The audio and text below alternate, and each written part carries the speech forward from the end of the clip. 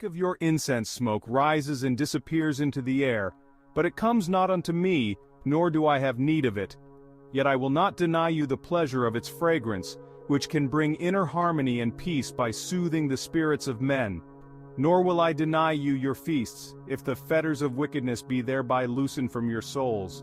But do not say they are undertaken for my benefit or glorification. Fasting and the denial of bodily appetites may serve useful ends for men, but though you may deceive yourselves regarding their intent, do not try to deceive me by misstating their purpose. I have no desire to repress the joy and exuberance welling up in the hearts of men. Far rather would I prefer that such humanizing emotions be cultivated. Therefore pray if prayer serves its true purpose, which is to harmonize your spirit with mine so communication becomes possible.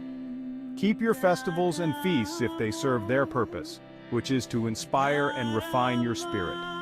Do all that elevates your spirit and develops your souls. That is the true purpose of life. Do all that is good for you. Nothing wholly beneficial is denied you, but do not declare that in so doing you confer benefit upon me. I am the God above and beyond all. A life dedicated to me is not one preoccupied with worship. That is more the life of a coward trembling before the unknown. He who dedicates his life to me gives shelter to the homeless and succors those in distress, but even these are not the ultimate in goodness, for they are passively accepted. The ultimate in goodness is to actively combat all the root causes of evil. Those who are my true followers live a life of service and goodness. They live in harmony with their neighbors, harm none, and do not shirk the burdens and obligations of earthly existence. I am better served by obedience to my laws and conformity with my plans than by ritual and offerings. To listen to the words of the sacred writings while striving to understand them is better in my sight than offerings of flesh and treasure which benefit the priests more than they do me. Among the things which I abhor, few are more detestable than the hypocritical offerings of the evildoer. The offerings and worship of a hypocrite are an abomination to me. Evil enters the realm beyond earth as a foul smell, and the worst one of all is the smell of hypocrisy. Those who pander to hypocrites or do not actively oppose them are also creatures of evil. I know too well the deceit to which men are prone. The adulterer and fornicator preach chastity for others, while the liar declares the virtues of truth. The thief preaches honesty, and the lewd-minded professes modesty. Men say one thing and mean another, while all too often the half or slanted truth replaces the real thing. Men may deceive themselves and other men, but I am not deceived.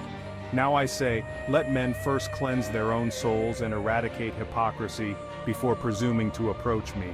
Men may well cry out, "Why does God remain mute? Why has he deserted me?" Do they think their deeds are hidden or that I cannot read the secrets of their hearts?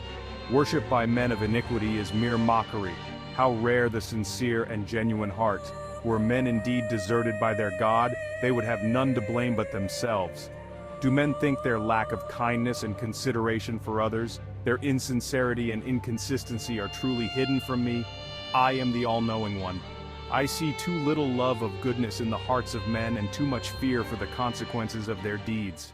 Real and sincere worship is to obey my laws and to shoulder the responsibilities of men, to steadfastly conform to my plan and to live in neighborly harmony. He who devotes his life to me also devotes it to his own welfare. He who serves me well likewise serves himself.